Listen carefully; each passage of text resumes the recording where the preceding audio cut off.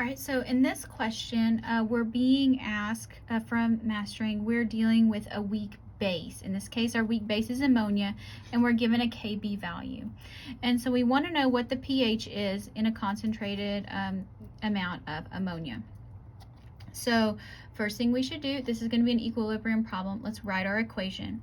So when we're dealing with bases, it's probably going to be easiest to actually include water here. Generally I don't, and remember I always write water as HOH because it's easier to split that way. And so this ammonia is going to steal a hydrogen and it becomes NH4+, that's the conjugate acid, and there you're going to be left with your hydroxide ion, that's the base. So that's kind of what makes it a base. Now after we do that, we write our expression for K. We know how to do this. So it's a base, so we call it Kb. So that's going to be OH, NH4+. Does water count? No, water is a liquid. Water does not go in our equilibrium expression. So NH3. All right, so we're going to need that. We've written our equation. We've written our expression for K. Now we need to make an ice table. Water doesn't count, so just draw a line through it. So we know our initial amount is 0.275 of base. It tells us doesn't say anything, so we assume we start with 0 products. Now, we're going to lose reactants and gain products. Man, my x's look like y's. So at equilibrium, 0.275 minus x and x. Okay. Now, after we get that, we plug into our expression and solve for x. So let's do that. So we know what Kb is. It's given in the problem, 1.8 times 10 to the negative 5 times 10 to the negative 5 equals x squared over 0.275 minus x. Now, look here. Next, we need to determine, is x small? So to determine if x is small, we need molarity over K to be greater than 100. So we're starting with 0.275, and we're dividing that by our K value. You can probably do this in your head. Yes, it's definitely greater than 100. Wonderful. So when x is small, this one goes away. Now we do not have to deal with a quadratic.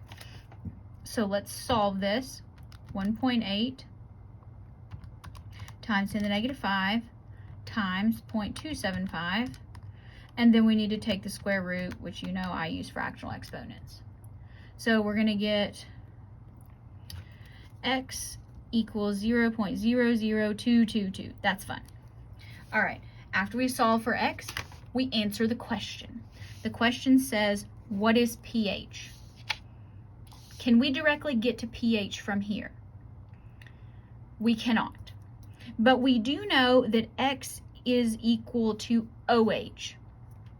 Now, you have two options here. The options are you can use KW and say H times OH equals KW and do that. I prefer to not have to do multiplication and division.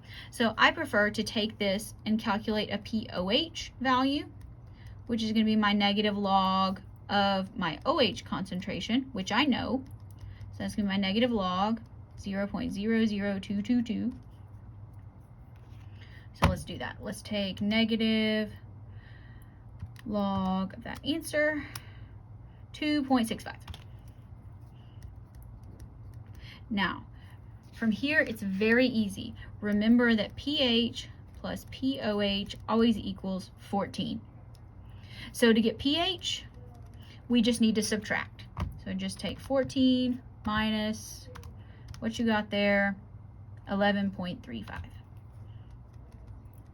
And again, your numbers may be a little bit different, but that's the process.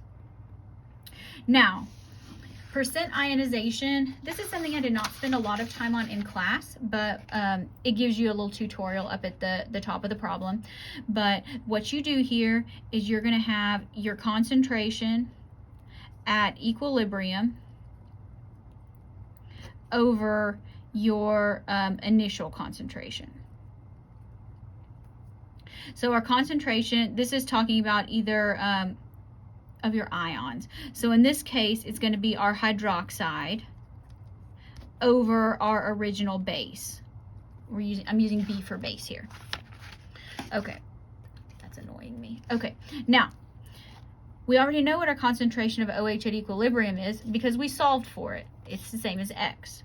So that's going to be 0.00222 divide by our original starting concentration of base, 0.275, and then it wants it as a percent, so multiply by 100. So 0.00222 divided by 0.275 times 100. That's not very much, 0.81%.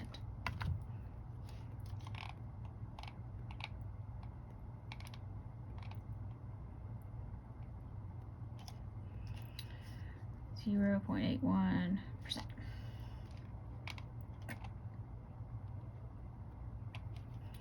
All right.